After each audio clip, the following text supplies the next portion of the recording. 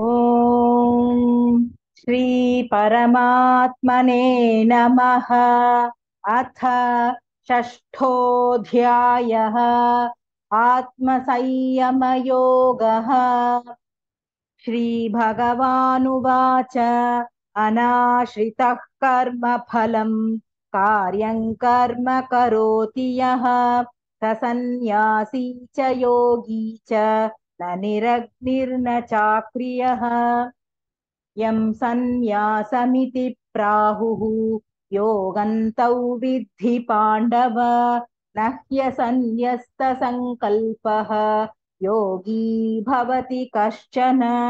आरुरुक्षोर्मुनेर्योगं कर्म कारणमुच्यते। योगारूढस्य तस्यैव शमः कारणमुच्यते। यदा हिनेन्द्रियार्थेषु न कर्मस्वनुषज्जते सर्वसङ्कल्पसन्न्यासी योगारूढस्तदोच्यते।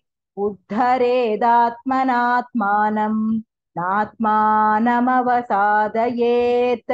आत्मैव ह्यात्मनो बन्धुः आत्मैव रिपुरात्मनः। बन्धुरात्मात्मनस्तस्व येनात्वैवात्मना जितः। अनात्मनस्तु शत्रुत्वे वर्तेतात्मैव शत्रुवत्। जितात्मनः प्रशान्तस्य परमात्मा समाहितः। शीतोष्णसुख दुःखेषु तथा मानापमानयोः ज्ञानविज्ञानतृप्तात्मा कूटस्थो विजितेन्द्रियः। युक्त इत्युच्यते योगी समलोष्टाश्मकाञ्चनः। सुहृन्मित्रार्युदासीनमध्यस्थद्वेष्य बन्धुषु साधुष्वपि च पापेषु समबुद्धिर्विशिष्यते। योगी युञ्जीत सततम् आत्मानं रहसि स्थितः। एकाकीयत चित्तात्मा निराशीरपरिग्रहः। शुचौ देशे प्रतिष्ठप्य स्थिरमासनमात्मनः। नात्युच्छ्रितन्नातिनीचं चैलाजिनकुशोत्तरम्। तत्रैकाग्रं मनः कृत्वा यतचित्तेन्द्रियक्रियः उपविश्यासने युञ्ज्यात् योगमात्मविशुद्धये। समं कायशिरो ग्रीवं धारयन्नचलं स्थिरः। सम्प्रेक्ष्य नासिकाग्रं स्वं दिशश्चानवलोकयन् प्रशान्तात्मा विगतभीः ब्रह्मचारिव्रते स्थितः। मनः संयम्य मच्चित्तः युक्त आसीत मत्परः।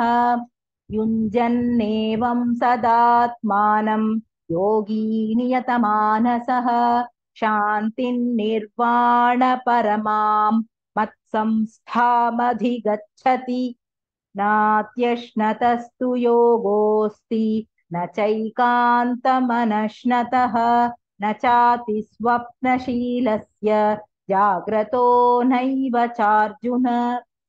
युक्ताहारविहारस्य युक्तचेष्टस्य कर्मसु युक्तस्वप्नावबोधस्य योगो भवति दुःखः। यदा विनियतं चित्तम् आत्मन्येवावतिष्ठते निःस्पृहः सर्वकामेभ्यः युक्त इत्युच्यते तदा। यथा दीपो निवातस्थः नेङ्गते सोपमा स्मृता। योगिनो यतचित्तस्य युञ्जतो योगमात्मनः। यत्रो परमते चित्तं निरुद्धं योगसेवया। यत्र चैवात्मनात्मानं पश्यन्नात्मनि तुष्यति।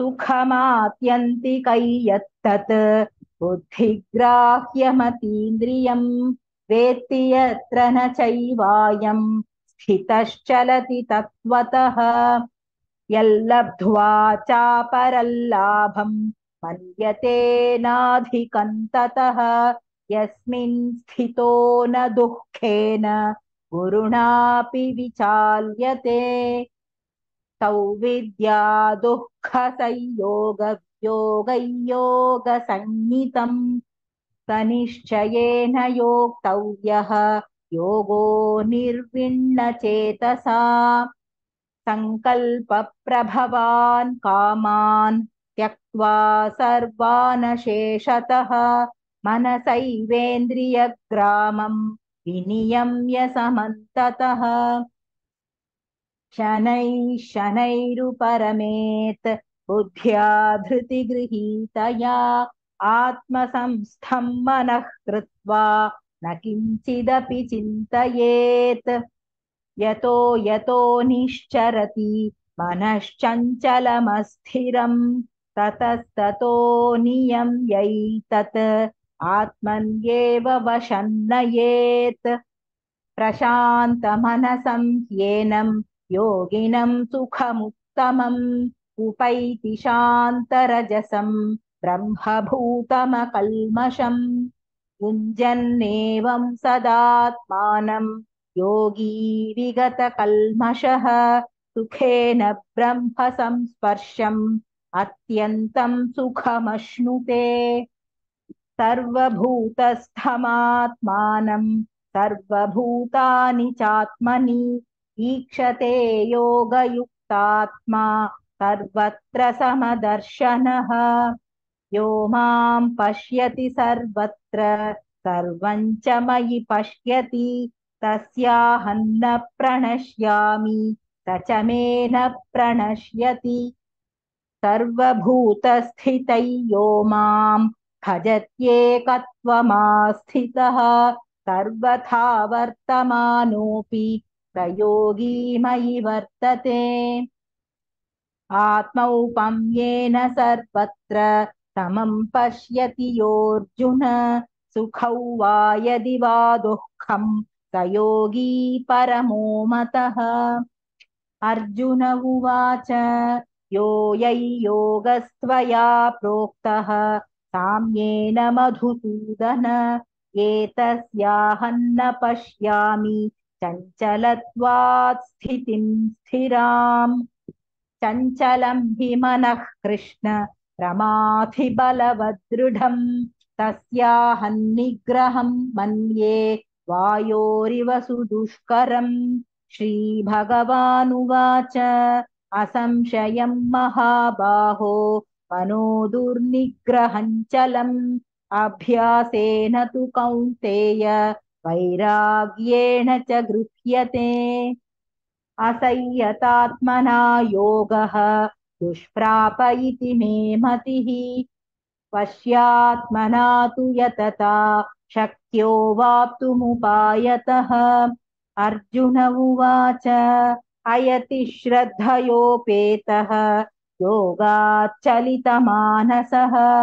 अप्राप्य योगसंसिद्धिं कां गतिं कृष्ण गच्छति कच्चिन्नो भयविभ्रष्टः छिन्नाभ्रमिव नश्यति अप्रतिष्ठो महाबाहो विमूढो ब्रह्मणः पथि एतन्मे संशयं कृष्ण छेत्तुमर्हस्य शेषतः वदन्यः संशयस्यास्य छेत्ता न ह्युपपद्यते श्रीभगवानुवाच पार्थ नैवेह नामुत्र विनाशस्तस्य विद्यते न हि कल्याणकृत् कश्चित् दुर्गतिं तात गच्छति प्राप्य पुण्यकृताल्लोकान्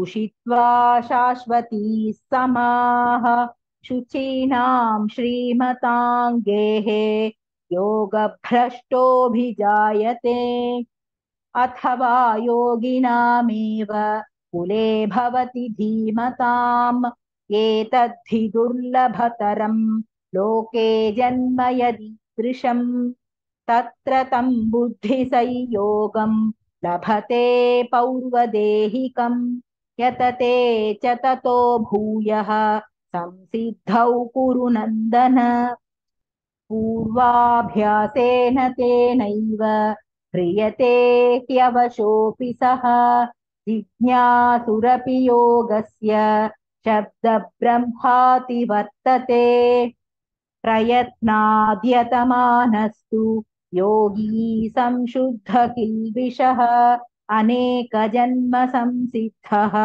ततो याति परां गतिम् तपस्विभ्योऽधिको योगी ज्ञानिभ्योऽपि मतोऽधिकः कर्मिभ्यश्चाधिको योगी तस्माद् योगी भवार्जुन योगिनामपि सर्वेषां मद्गतेनान्तरात्मना श्रद्धावान् भजते यो मां समे युक्ततमो मतः ॐ तत्सदिति श्रीमद्भगवद्गीतासु उपनिषत्सु ब्रह्मविद्याया योगशास्त्रे श्रीकृष्णार्जुनसंवादे आत्मसंयमयोगो नाम षष्ठोऽध्यायः सर्वधर्मान् परित्यज्य मामेकं शरणं व्रज अहं त्वा सर्वपापेभ्यः मोक्षयिष्यामि मा शुचः।